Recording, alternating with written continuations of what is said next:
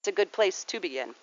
You know, the realm of sacral chakra is a dark pool sometimes of the feelings that you try your best to avoid at all costs. We all have different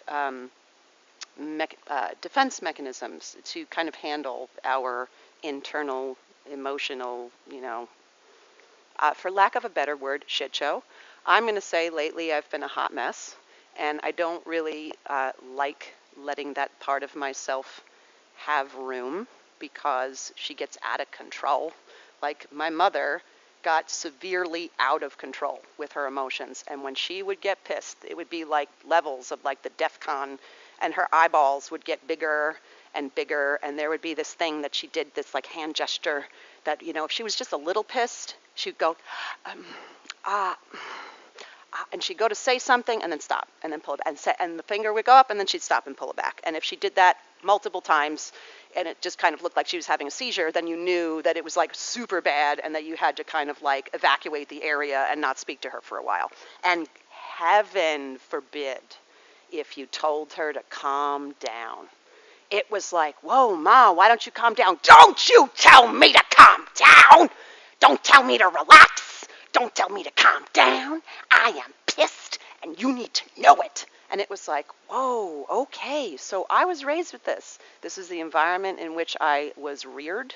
It was mostly around, the anger that was exploding around it all the time was like, personal affronts. Like there was just always this dialogue between like my father unappreciating her and then like her getting like super passive aggressive about it and then like dropping these hints all the time to like get him to not be that way, and then it would just build and build and build, and then it was like boom, and then it would explode, and then there would be the aftermath, so it was kind of like a cyclical pattern and a habit. And what we all internalized as the kids of being a part of that was also like, all right, I became very good at fighting. I'm incredibly good at verbal sparring. I have very quick wit, so it made me feel like I had some power in a situation where I was kind of powerless. So that was also, my anger became a gift. It was a way for me to kind of express myself and let me tell you something. And that was a feeling of wanting to, hold on to some power in oftentimes situations where you feel powerless.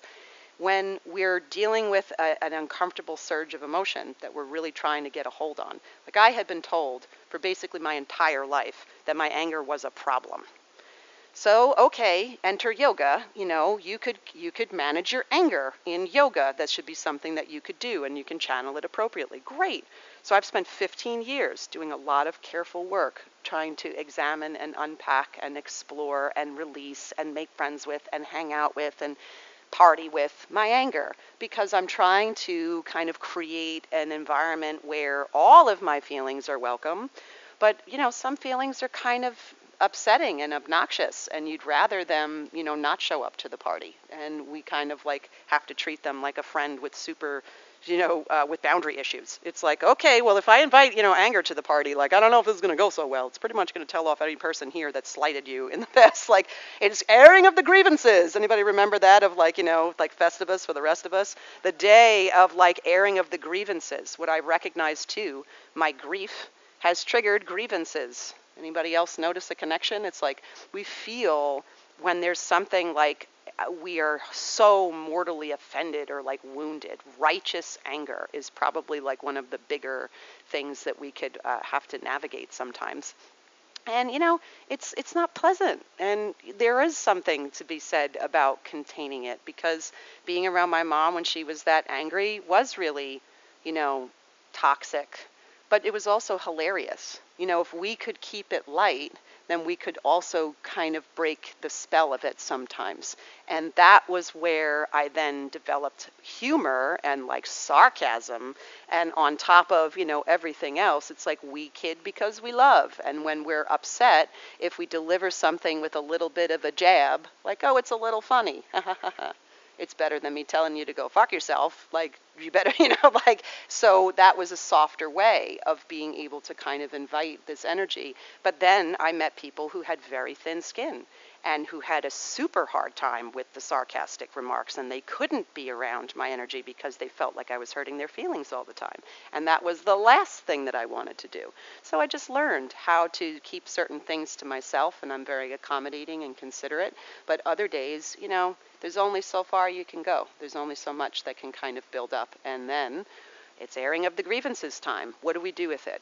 Go down to the ocean and rage it out. That was one of the things that I felt so, when my anger is so huge that I can't really do anything with it, and I realize that Drew can only take so much, and my friends can only take so much, that I go to the ocean, and I stood and I stamped up and down the beach on Mother's Day, and it was like, let me feel my anger and the ridiculousness of it, and I kind of like raged it all out, and I felt, then this just kind of presence and this power, and then I felt the ocean laughing at me.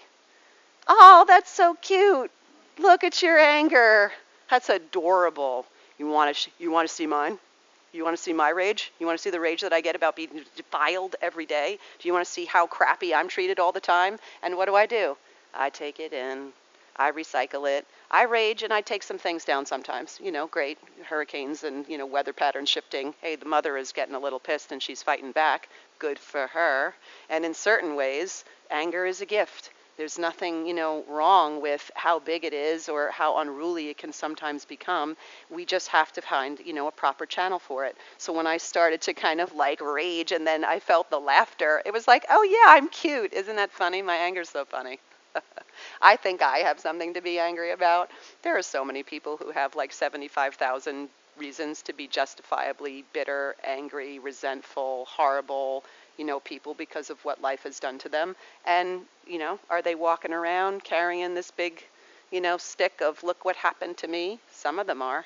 And it's usually the people we avoid. So it's the other people that are really carrying their grief or carrying their hurt in more tender ways that we can be around more. And then it's like it's a cover. Usually our biggest emotions are also covering up something else. So anger is a total cover for hurt. It's like the amount of hurt that, there is to process can be overwhelming sometimes. And people can be selfish and cruel and inconsiderate and hurtful, and, bad things happen to good people all the time. So it's also okay to feel what it is that you're feeling. You deserve your feelings. You're entitled to your feelings, certainly. But what we want to do with them to help us kind of move through it is also figure out like these little rituals that we can do for ourselves to kind of move it through. Your yoga practice is an appropriate place to channel your anger. Invite it. Angry determination is one of the best things that we could do to channel this raw kind of energy of grief or sadness or just like that pure rage. It's like sometimes it feels like it's disembodied. Where's it coming from? Like it could even not be ours. It could be the rage of the planet or our ancestral grief and rage that we're feeling from something that's happened so long ago that we don't even have a name for it. There are these aspects of this practice that can churn that up too. So whatever it is that's arriving, channel it. Give it a voice, give it a place, get angry, get ugly, get, kind of raw and in it. And then there's just this gorgeous peace that comes out on the other side of it, and a lightness and a freedom. I have to say, like my anger and humor, it's like whoop, dovetails right into each other. When I get through it, I start to laugh. Like as loud and bubbling and like high energy as it can be. So, there's nothing, wrong with it. If you have some unsavory feelings, fear, guilt, shame, embarrassment. There's, all kinds of things that can get trapped and hung up in sacral chakra when it comes to these themes. And our addictive tendencies, what are we doing to numb it out or to distract ourselves from it? Very common. It's just like pick your vice. You drink too much, smoke too much, eat too much, sleep too much, work too much, have sex too much. It's like shop too much. There's just all of these things that we do to kind of like keep ourselves out of the intensity of our feelings, and they're temporary reprieves, and that's okay. We all have a few vices, but how often are you kind of hitting the bottle of your vice. How often is it that we can use something to kind of take the edge off if it helps reframe, and we can come back down to earth a little bit faster.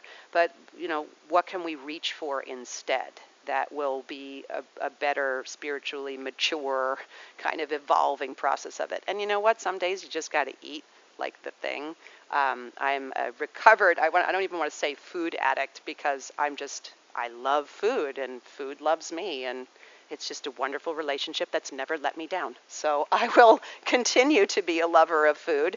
And I know, though, for my constitution, if I eat too much fried stuff, I would want to eat, fried things like 6 times a day. And when I've been feeling a little raw, and I came home last week and I was having a rough day, and I said, the Chowder House at the end, all the way.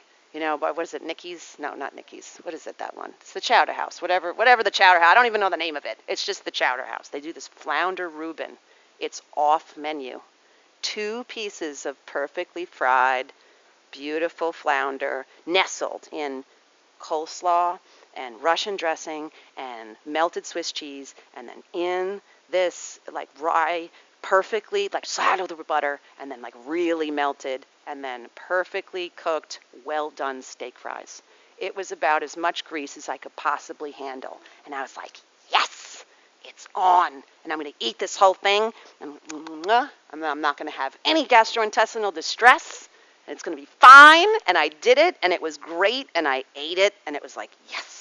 It was what I needed. I needed some fuel for that fire. And it is, man. It's like, and you go from here, and if you feel like you want to get yourself a flounder Reuben, and every time I go there and I order it because it's off menu, you got to know. Oh, you just got to know. Be like, I'm going to have the flounder Reuben. And it's like, how do you know about that? Like, it's all good. Just, yeah, tell him Gina sent you. And it's like, here we go. We need something. So this month is also about pleasure. What's the thing that we want to kind of gain access to that is going to help us lighten up a little bit? Our emotional processes can be heavy and dramatic and melancholic and annoying.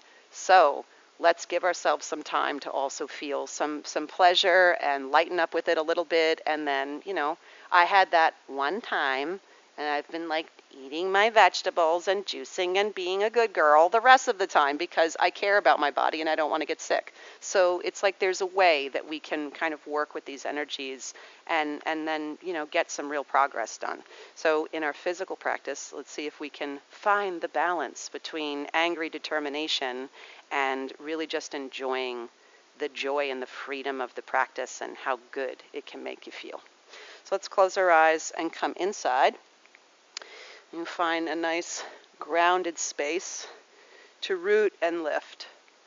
Lift and lengthen out of your lower back. Unhinge the jaw softly.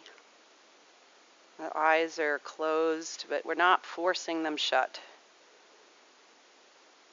We take in first just the scan of your body. How are you feeling today? No judgment. It just is. Let's invite an extra awareness of our senses today. Taking this moment to tune into our sense of sound.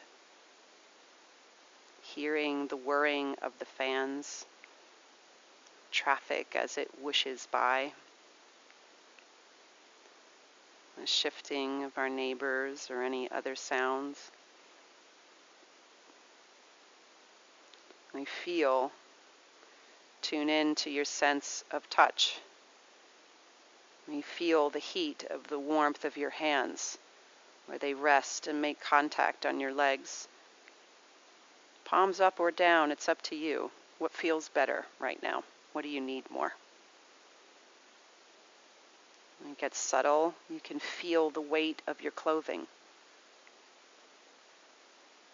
Any hair, if you have any, brushing against your face or your cheek or your neck. The air and your breath, that subtlety passing in and out over your upper lip. When you become very still, you can even sense and feel your heartbeat.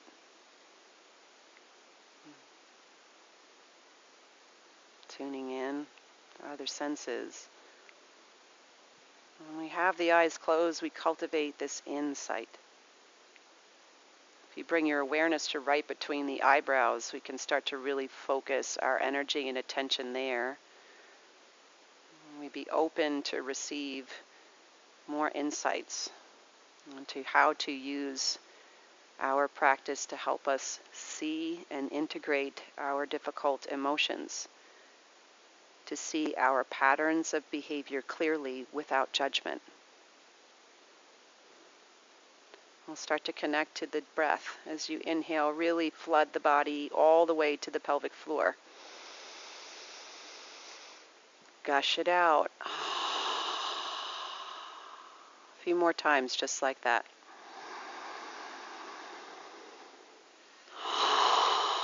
Letting go of the grip.